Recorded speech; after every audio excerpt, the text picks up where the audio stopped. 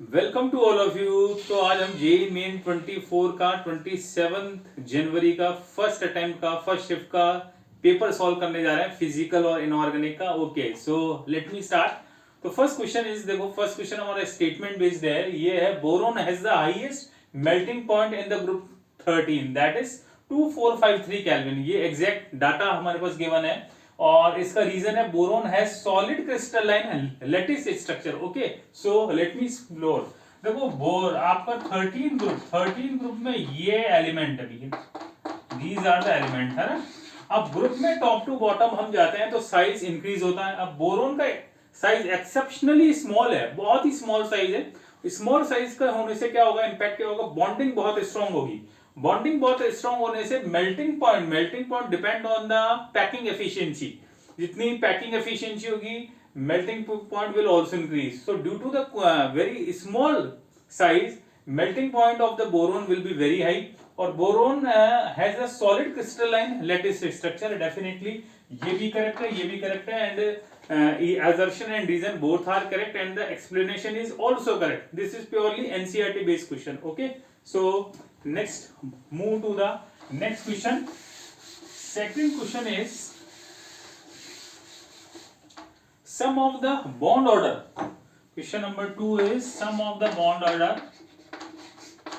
Sum of bond order of NO plus and carbon monoxide will be. Okay, so let me explore bond order का formula. What will be the bond order formula? Bond order formula is Nb minus Na upon 2 bonding electron minus anti-bonding electron upon 2। अब NO plus और CO both consist of the 14 electron, इसमें भी 14 electron है और this also consist of 14 electron. Okay, अब 14 electron कौन से molecule में होता है? 14 इलेक्ट्रॉन होता है नाइट्रोजन में, और नाइट्रोजन की bond order as we know bond order will be the 3। तो 3 plus 3 will be the 6।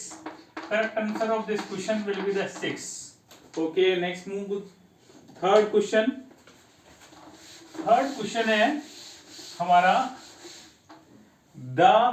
the element not show the variable oxidation state, not show variable oxidation state, variable oxidation state, that will be the question। okay ना, these are the option fluorine, chlorine, bromine और iodine।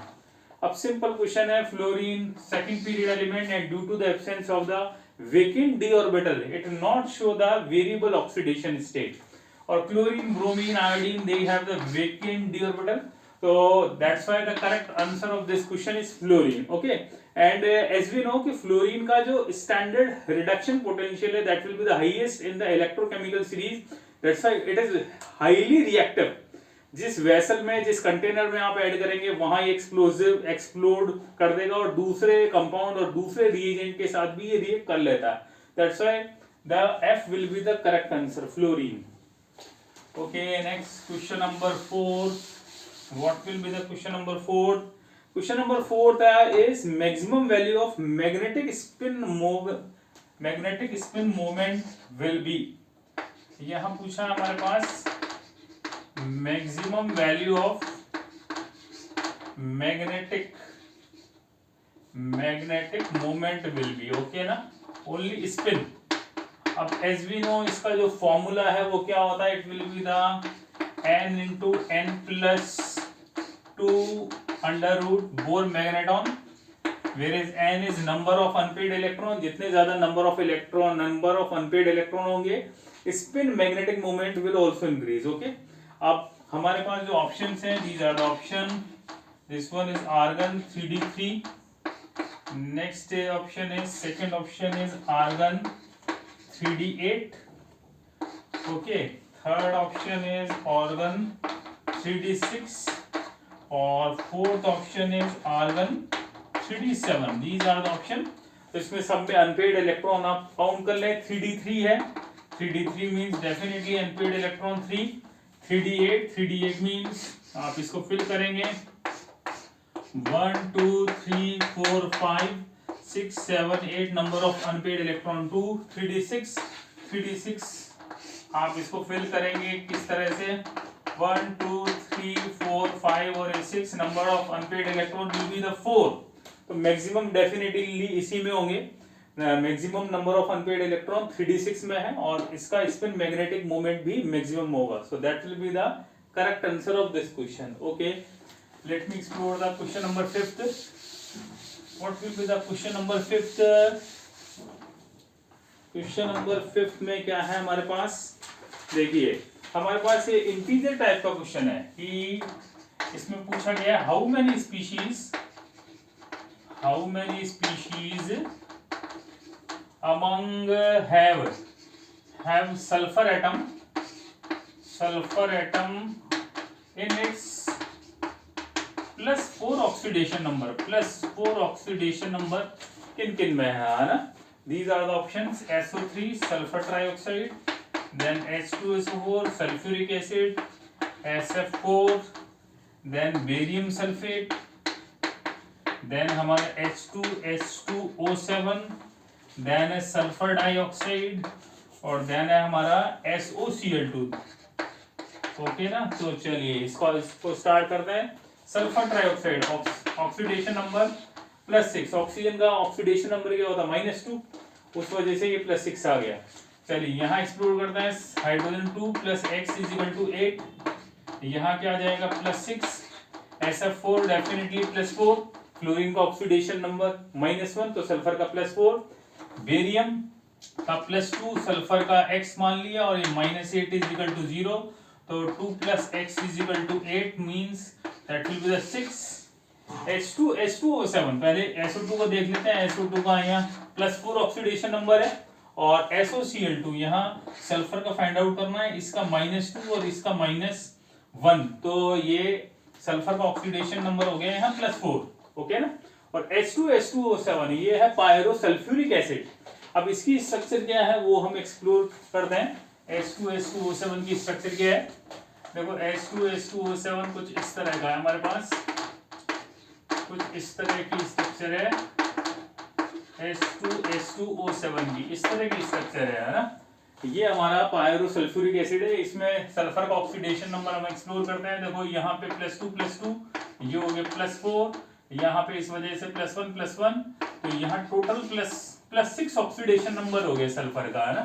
ऐसे ही यहाँ पे देखो ये +2 ये +1 यहाँ +6 है। जब से हमसे पूछा गया +4, तो +4 हमारे पास एक तो SF4 में है, एक SO2 में है और एक SOCl2 में है। So the correct answer will be the 3। Okay, चलिए let me explore the another question. Next question is correct order of spin magnetic moment will be. Okay ना? Spin magnetic moment will be, that will be the question. Spin magnetic moment क्या है? वही formula है इसका, μ N × N+2 √ Bohr magneton, whereas N is number of unpaired electron. Number of unpaired electron increase होगा तो definitely spin magnetic moment भी also increase, है ना? हमारे पास ये कॉम्प्लेक्स है, देखो 3 कॉम्प्लेक्स है। PQR यहाँ पे दे रखा है iron Fe6 -3, then vanadium H2O का whole 6 2+, and then final iron H2O का whole 6 +2, that will be the these options, है ना? These are the complex। अब यहाँ जो हमारे पास है these are the weak field ligand, है ना? These are the weak field ligand। और weak ligand में as we know strong field ligand और weak field ligand, strong field ligand में पेयरिंग हो जाती है, whereas weak field ligand में pairing of electron not takes place, है ना? तो अब यहाँ आयरन का ऑक्सीडेशन नंबर क्या है? आयरन का ऑक्सीडेशन नंबर विल बी +3, यहाँ पे वेनेडियम का +2, यहाँ आयरन का +2 ऑक्सीडेशन नंबर है ना?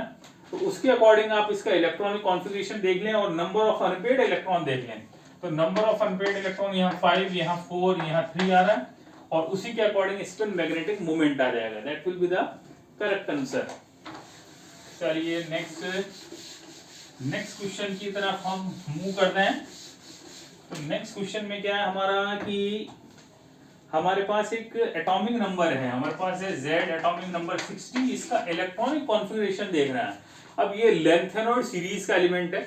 अब 60 से जस्ट पहले जो आपकी इनर्ट गैस आती है वो है जिनॉन, तो जिनॉन का एटॉमिक नंबर है 54, तो उसके हिसाब से 54, और ये आ जाएगा हमारा 6s2, यही है हमारा, और ये आ जाएगा 4f4। ओके ना, that will be the electronic configuration of this particular element. ये तो 54 प्लस 2 हो गया 56 प्लस 4, लास्ट इलेक्ट्रॉन आ रहा है F में, मतलब ये F ब्लॉक का एलिमेंट हो गया ना। That will be the right answer of this question. Okay, next हमारा क्वेश्चन है आपका 9th क्वेश्चन है, ये असर्शन रीजन है आपका, स्टेटमेंट 1 है और स्टेटमेंट 2 है। यहां दे रखा है ammonium carbonate, ammonium carbonate is basic in nature, ammonium carbonate is basic in nature. Okay, and then statement 2 is acidic और basic nature, यहां दे रखा है acidic और basic nature, nature of salt of weak acid and weak base depend on Ka and Kb value, depend on Ka and Kb value, that will be the okay ना, ये हमारे पास है। तो देखो अमोनियम कार्बोनेट किस किस से बना है, ये बना है ammonium hydroxide plus carbonic acid से बना है, ओके ना, that will be the basic in nature. और इसका जो हम पीएच वैल्यू है, इसका जो पीएच वैल्यू है, ये कैसे कैलकुलेट करते हैं, formula 7 plus half pKa minus half pKb, that will be the formula. ये क्वेश्चन आयनिक इक्विलिब्रियम के ऊपर बेस्ड है, जहां हमारे पास सॉल्ट है, तो ये वीक एसिड और वीक बेस का कॉम्बिनेशन है, और पीएच हमारा जो आपने एसिड और बेस लिया उसके ऊपर वो डिपेंड करता है ना। तो हमारा स्टेटमेंट 1 भी करेक्ट है और स्टेटमेंट 2 भी करेक्ट है, और ये इसका करेक्ट एक्सप्लेनेशन भी है ना, so that will be the correct answer. Okay, चलिए नेक्स्ट देखते हैं हम।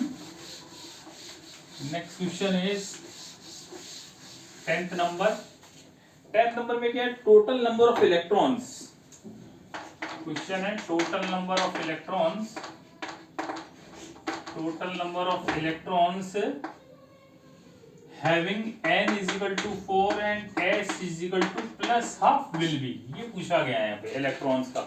अब इसके देखो दो मेथड्स हैं। देखो टोटल नंबर ऑफ इलेक्ट्रॉन्स का फॉर्मूला होता है 2n स्क्वायर, तो यहाँ n की वैल्यू 4 है, तो ये 4 का स्क्वायर इट मींस 64 मींस 32, तो 32 इलेक्ट्रॉन्स हो गए, और 32 में से जो 16 है उनका spin quantum number plus half होगा और रिमेनिंग का माइनस हाफ हो जाएगा। एक तरीका तो ये है। सेकंड तरीका देखो क्या है, n की वैल्यू 4 है, तो what will be the possible value of l, l 0 1 2 3, तो इसके हिसाब से क्या हो गया 4s 4p 4d और ये 4f है ना, उससे भी आप इसको कैलकुलेट कर सकते हैं, तो उससे भी आंसर सेम ही आएगा कि s में हमारा 1 ऑर्बिटल है, p में हमारा 3 ऑर्बिटल है, d में हमारा 5 है, इस तरह से 2 3 4 5, और f में हमारा 7 ऑर्बिटल है।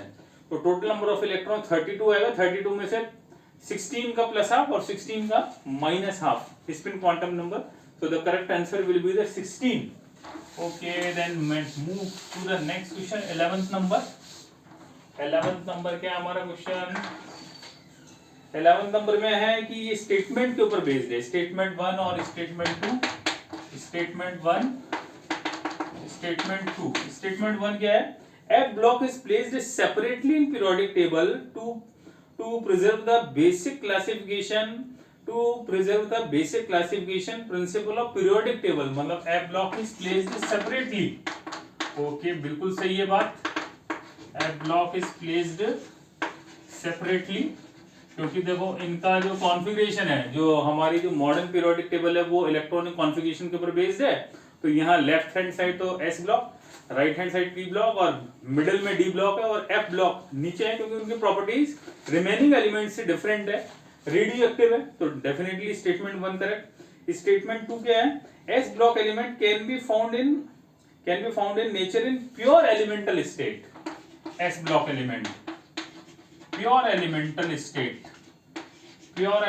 स्टेट में पाया जाता है। देखो स्टेटमेंट 1 तो करेक्ट है, but statement 2 is not correct, क्योंकि S block element are highly reactive in nature. जैसे सोडियम को हम कहाँ रखते हैं, कैरोसिन के ऑयल में, क्योंकि सोडियम को केरोसिन में रखेंगे तभी उसकी रिएक्टिविटी कम होगी, क्योंकि सोडियम तो हाईली एक्सप्लोसिव होता है, सोडियम को पानी में डालेंगे तो एक्सप्लोजन हो जाएगा। तो मतलब स्टेटमेंट 1 तो करेक्ट है और statement 2 will be the false. Okay, then move to the next question is 12th number question is, ये हमारा सॉल्यूशन के ऊपर बेस्ड है, सॉल्यूशन चैप्टर के ऊपर बेस्ड है जो 12th में आता है। इसमें क्या है कि in a solution showing negative deviation के बारे में पूछा है यहाँ पे, नेगेटिव डेविएशन। ठीक है, अब नेगेटिव डेविएशन में क्या होता है, जैसे हमारे पास ए और बी है, इन दोनों को आपने मिक्स कर दिया, ए और बी को मिक्स कर दिया, तो इनके बीच में जो अट्रैक्शन फोर्स है वो इंक्रीज, बॉन्डिंग इंक्रीज हो जाती है।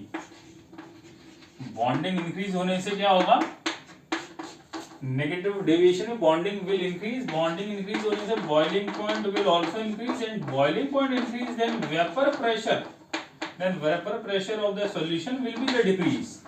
Like example will be the chloroform and acetone, chloroform और acetone, acetone CH3 COCH3, chloroform और एसीटोन दोनों को मिक्स करोगे आप तो दोनों के बीच में जो बॉन्डिंग है वो इंक्रीज हो जाएगी, boiling point increase and vapour pressure will be the decrease, that will be the okay ना। चलिए, तो हमारा इसमें बॉइलिंग पॉइंट इंक्रीज हो जाता है और vapour pressure will be the decrease, that will be the correct answer of this question. Okay, right. चलिए नेक्स्ट हम 13 क्वेश्चन की तरफ मूव करते हैं।